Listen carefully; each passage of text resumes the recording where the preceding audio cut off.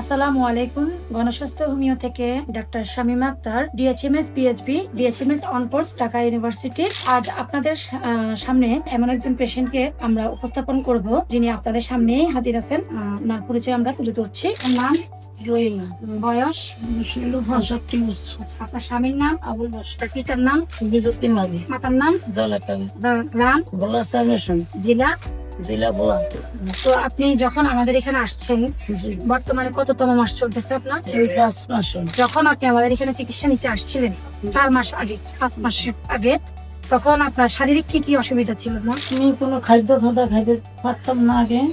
এরপরে মনে করেন যখন আমার ঢাকা মেডিকেলে আনছে তখন আমার অপারেশনের ডেট দিছি, সেখানে অপারেশন করে মানে সে বলতে পারতেছ না, আমি একটু বলি। হ্যাঁ, ওনার মেয়ে, সম্মানিত দেশবাসী, মানে আমার রহিমা মেয়ে। আপনার নাম? আমার নাম সুরমা। সুরমা। আচ্ছা, ঠিক আছে, বলেন আপনি। মানে আমার আম্মা 4 মাস আগে খুব গুরুতর অসুস্থ হয়ে গেছে, তার বাথরুম বন্ধ হয়ে গেছিল। তখন মানে এমন অবস্থা, সে মানে রাত্রে একালা অবস্থা অনেক খারাপ হয়ে যায়। আমরা ঢাকা মেডিকেল নিয়ে আসি, তারা পরীক্ষার টেস্ট মেস দিল। তারপর আমরা টেস্ট করার পরে শোনা গেল তার পেটের ভিতরে বড় টিউমার আছে। তো টিউমার কথা শুনে আমরা টিউমার অপারেশন করার ডেট দিল ডাক্তার। তারপর অপারেশন ঢাকা মেডিকেল করাইছি।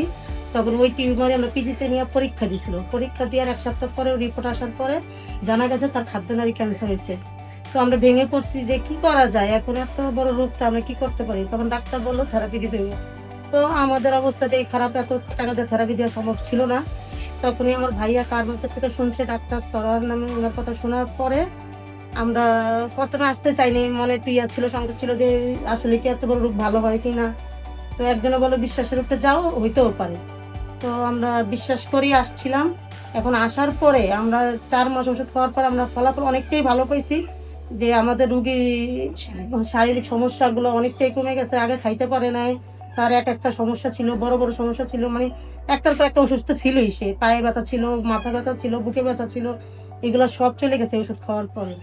তো এখন 4 মাস পূরণ হচ্ছে, ডাক্তার আমাদেরকে টেস্ট দিয়েছে। টেস্টগুলো করানোর পরে রিপোর্ট আলহামদুলিল্লাহ ডাক্তার বলছে ভালো আসছে।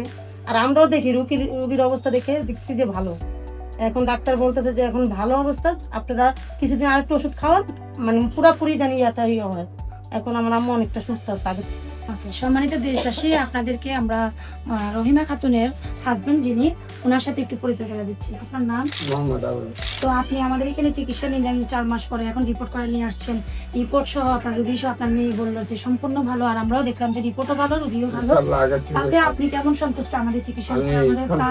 স্যারের চিকিৎসার মাধ্যমে আপনার স্ত্রীকে আল্লাহ ইনশাআল্লাহ আমি সন্তুষ্ট। আলহামদুলিল্লাহ আমরা ভালো।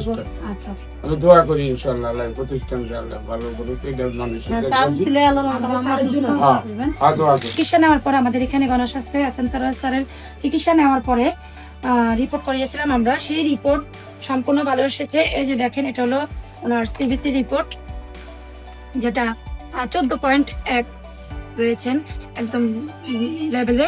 ওনার HGPT ভালো আসছে। উনি একজন ইসোফেগাস কার্সিনোমার পেশেন্ট ছিলেন, খাদ্যনালী ক্যান্সার ছিল না। আর বিস্তারিত জানার জন্য স্ক্রিনে দেওয়া নাম্বারে যোগাযোগ করবেন। ধন্যবাদ। আসসালামু আলাইকুম।